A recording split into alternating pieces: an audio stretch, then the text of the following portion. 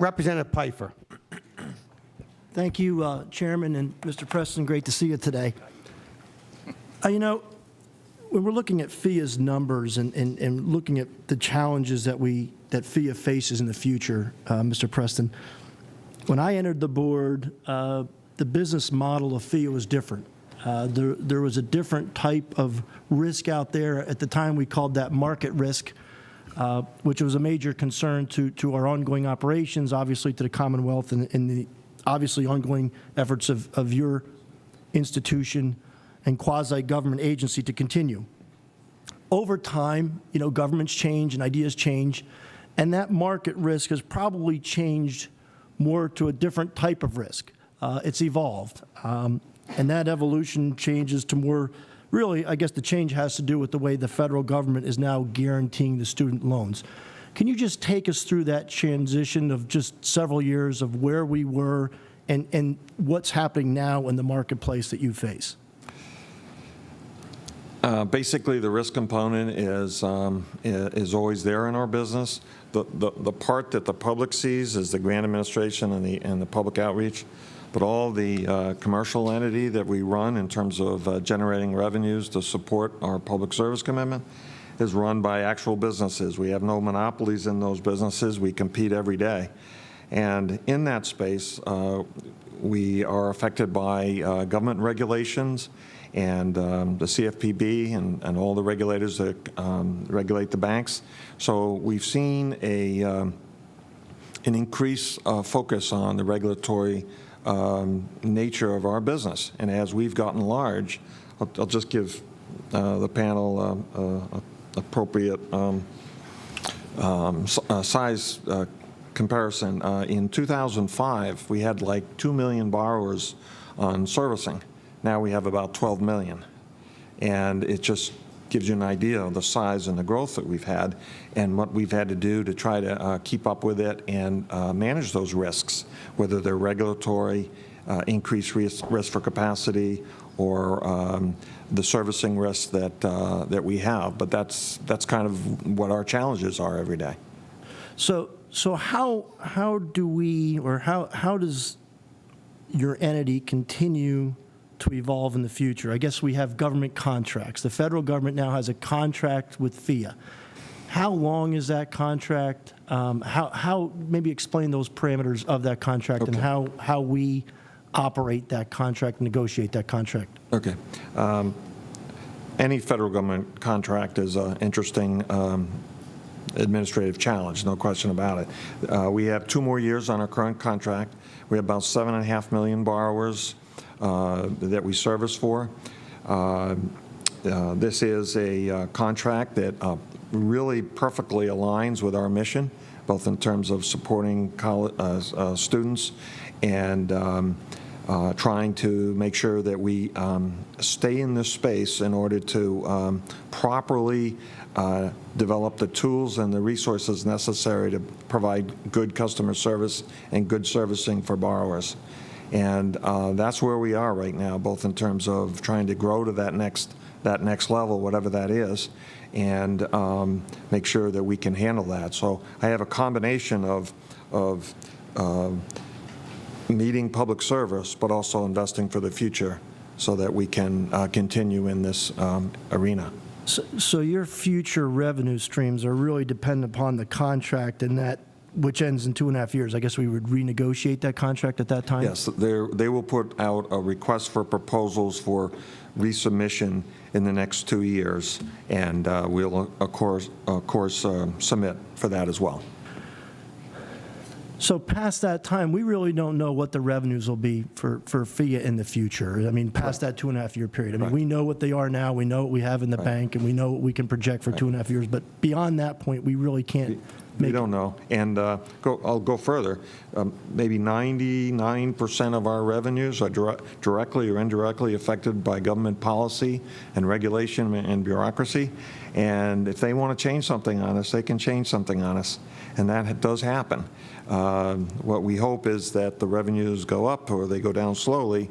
But as long as I can continue to support more growth, I'm hoping to stabilize the revenues or go, or increase them. So when you look at the governor's veto this past December, so when you look at the number that was allocated in the House and Senate bill that passed, $362 million, the governor vetoed $56 million in grants to students. And he turned around and told PHEAA in December that PHEAA should make up the difference. I mean, did the governor's office talk to you and discuss and look at any of these long-term forecasts to come up with this number? We're trying to figure out how he vetoed $56 million that were going to grants to students. Not directly. Not directly. We heard from the budget office after it was out. So you know, it is a little concerning that, you know, I think the board looks at our mission there, and we understand our mission, and we understand that the mission is really for the students of this Commonwealth and for the future of this Commonwealth.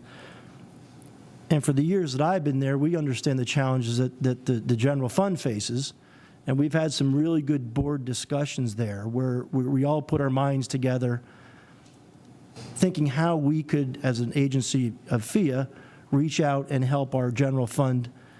So it's a little concerning to me that the governor, with one swoop of the pen, takes out $56 million and wants PHEAA to make it up.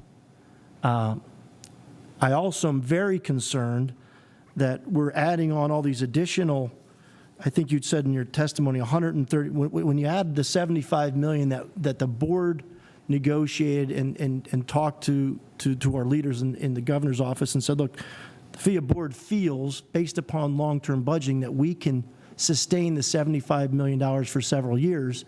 That is now $131 million, and I'm concerned that PHEAA cannot handle that price tag, and ultimately, our students are getting hurt here, but our independent colleges and universities throughout our Commonwealth are really getting hurt as well. Let me give you a few facts. 131 is approximately 42% of the overall appropriation. I don't know if that's sustainable with our current revenues. Last year, at the end of last fiscal year, we made $110 million. So the $75 million was clearly an attempt to try to use a portion of that and make sure there was something we could cover. The $110 million net operating income, which is revenues over expenditures, is not necessarily over cash, but we felt comfortable that $75 million is something we could continue on for the present. That's why we came up with that number. Once you go over the amount that I'm earning every year, then the only way I can take that out of is our reserves, and that is a long-term situation that we really need to look at every year rather than make long-term investments. Yeah, and over these hearings, we hear the last several years about one-time money, and it's concerning that we're actually using your reserves here. I mean, we're actually the governor's asking you to draw more money than you actually earned. And you know, I know many of the people on the other side of the aisle are concerned about these one-time smoke and mirror gimmicks.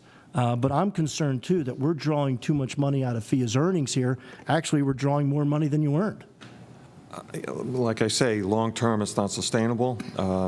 You know, there's two issues with the attempt, and I think the board's tried to address that. When you try to supplement the state grants, the hope is the state grant money stays the same, at least stays the same, and we add to it.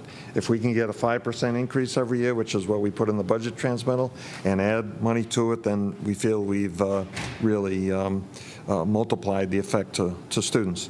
The other thing is, if we keep doing this, at some point we fall off a cliff. Because if I can't support it anymore because I don't have any appropriate reserves left, I don't have enough earnings, and the money's not replaced, then the state grant maximum annual award are going to go down depending on how much lack of funding we're going to have. You know, I think the board is very willing to help the general fund in the governor's office. But I think once we go past that 2.5-year period, when there's going to be a newly negotiated contract with the federal government, I don't think we can do that. We can't see that far into the future. And I think that's the risk we really run. I mean, I understand we can take the monies this year, maybe next year, but after 2.5 years without a contract in place, it's probably very risky to your institution. Yeah, in the budget transmittal to the governor's office, the board has normally put in $75 million because that's what we thought is sustainable. And then as the budget negotiations occur and the board wants to reevaluate that in June and put more in, they certainly can do that. And that's kind of the policy that we've set, so we go into this eyes wide open every year based on what the actual results are. Thank you, Chairman. If there's a second round, I might jump on the second round. Thank you.